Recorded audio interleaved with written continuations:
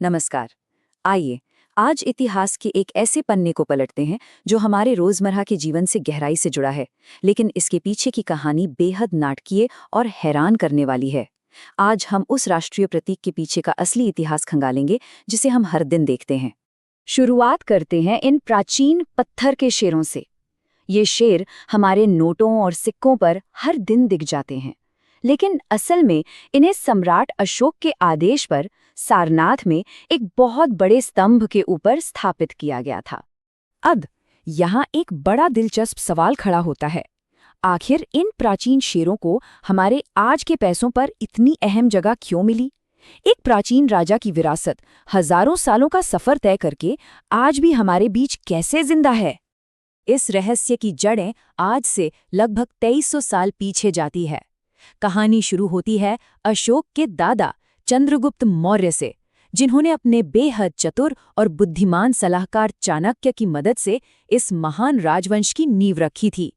उनके बाद सत्ता बिंदुसार के हाथों में आई और फिर तीसरी पीढ़ी में अशोक सम्राट बने। और ध्यान देने वाली बात यह है कि ये कोई आम छोटा मोटा राज्य बिल्कुल नहीं था, बल्कि एक बहुत विशाल साम्राज्य था। इतने बड़े इलाके को उत्तर पश्चिम में तक्षशिला और मध्य भारत में उज्जैन जैसी रणनीतिक राजधानियों के जरिए नियंत्रित किया जाता था। एक महाशक्ति का संचालन, मौर्य साम्राज्य का प्रबंधन। अब जरा सोचिए, इतने बड़े साम्राज्य, इतनी विशाल सेना और इतने सारे अधिकारियों का खर्च कहाँ से आता होगा?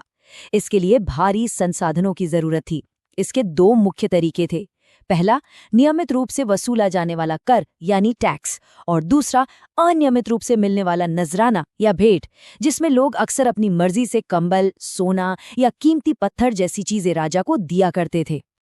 उस समय भारत आए यूनानी राजदूत मेगस्थनीज का विवरण तो सच में कमाल का है। उन्होंने लिखा है कि सम्राट जब भी जनता के सामने आते थे तो नजारा देखने लायक होता था। सोने की पालकी, चांदी से सजे हाथी, और जरा कल्पना कीजिए, सम्राट के सिर के चारों ओर प्रशिक्षित तोतों का एक झुंड हमेशा मंडराता रहता था। है ना एकदम फिल्मी नजारा? लेकिन सच तो ये है कि इतनी बड़ी सत्ता अपने साथ बहुत सारा डर और शक भी लेकर आती है। सम्राट को हमेशा अपनी हत्या का डर सताता रहता था, इसलिए उन्हें हथियारबंद महिला अंगरक्षकों के घेरे में रहना पड़ता था। उनका खाना पहले खास नौकरों द्वारा चखा जाता था, और तो और सुरक्षा के डर से वे कभी भी लगातार 2 रात एक ही कमरे में नहीं सोते थे। राजधानी पाटलिपुत्र, जिसे आज हम पटना के नाम से जानते हैं, वो भी किसी किलेबंद अजूबे से कम नहीं थी। इस शहर के चारों तरफ 570 विशाल बुर्ज और 64 बड़े दरवाजे थे। शहर के बीचों बीच एक शानदार लकड़ी का महल था, जिसमें खूबसूरत नक्काशी और पक्षियों के लिए खास बसेरे बने हुए थे। कलिंग युद्ध, एक निर्णायक मोड़, एक विनाशकारी बदलाव की घड़ी। सत्ता संभालने के 8 साल बाद अशोक ने कलिंग पर जीत हासिल की, लेकिन इस युद्ध के भयानक विनाश ने सब कुछ बदल कर रख दिया। अशोक के अपने ही अभिलेख बताते हैं कि 1 लाख से ज्यादा लोग मारे गए और 1.5 लाख से ज्यादा बंदी बना लिए गए। इस भीषण तबाही और खून खराबे ने सम्राट को अंदर तक तोड़ दिया। इस तबाही से उन्हें एक बहुत गहरा एहसास हुआ। उन्हें समझ आ गया था कि सैन्य जीत का मतलब सिर्फ जमीन हथियाना नहीं होता, बल्कि इसका सीधा मतलब है परिवारों, दोस्तों, सन्यासियों और बिल्कुल निर्दोष लोगों का विनाश। इस बात ने उन्हें गहरे पश्चाताप से भर दिया। और यहीं से एक बहुत बड़ा और क्रांतिकारी बदलाव आता है। पूरी तरह से हिंसा का रास्ता छोड़कर अशोक ने धम्म को अपना लिया। धम्म संस्कृत के शब्द धर्म का ही प्राकृत रूप है। भगवान बुद्ध की शिक्षाओं से प्रेरित होकर बना ये कोई पूजा पाठ या कर्मकांड नहीं था, बल्कि ये एक शासक का अपनी प्रजा के प्रति पिता जैसा बर्ताव करने का एक नैतिक नियम था। उन्होंने सिर्फ बातें नहीं की, बल्कि इसे तुरंत जमीन पर उतारा। सामाजिक झगड़ों को सुलझाने के लिए धम्म महामत नाम के खास अधिकारी नियुक्त किए गए। जनता तक अपनी बात पहुंचाने के लिए संदेशों को चट्टानों और खंभों पर खुदवाया गया। जानवरों की बलि पर पूरी तरह से रोक लगा दी गई और दासों व नौकरों के साथ दयालु व्यवहार करना अनिवार्य कर दिया गया। और धम्म का ये असर सिर्फ उपदेशों तक सीमित नहीं रहा। इसके तहत बड़े पैमाने पर जन कल्याण के काम हुए। नई सड़कें बनाई गईं, कुएं खुदवाए गए, मुसाफिरों के लिए विश्राम गृह बने, और तो और इतिहास में पहली बार इंसानों के साथ साथ जानवरों के लिए भी चिकित्सा सुविधाओं की व्यवस्था की गई।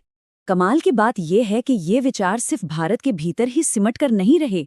अशोक ने बहुत सक्रियता दिखाते हुए धम्म के विचारों को फैलाने के लिए सीरिया, मिस्र, ग्रीस और श्रीलंका जैसे दूर दराज के देशों में अपने दूत भेजे।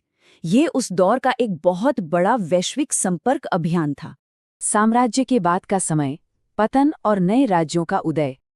अशोक के इतने बड़े सुधारों और बेहतरीन शासन के बावजूद लगभग 2200 साल पहले विशाल मौर्य साम्राज्य बिखरने लगा। साम्राज्य के पतन के बाद जो खालीपन आया, उससे कई नए खंडित राज्यों का उदय हुआ। हिंद, यवन, शक और कुषाण जैसे नए शासक आए और उन्होंने अपने अपने अलग तरह के सिक्के चलाए।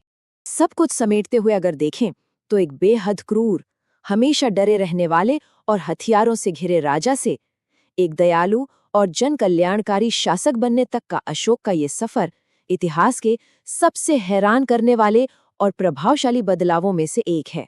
तो जब हम इस पूरी चर्चा को वापस उन्हीं पत्थर के शेरों से जोड़ते हैं जो हमारे आज के पैसों पर मौजूद हैं, तो एक बहुत ही गहरा सवाल मन में आता है। क्या अशोक का आपसी सम्मान, करुणा और शांति का वो प्राचीन संदेश ठीक वही चीज नहीं है जिसकी आज की इस दुनिया को सबसे ज्यादा जरूरत है? इस पर विचार जरूर कीजिएगा। आज के इस विश्लेषण में जुड़ने के लिए बहुत बहुत धन्यवाद।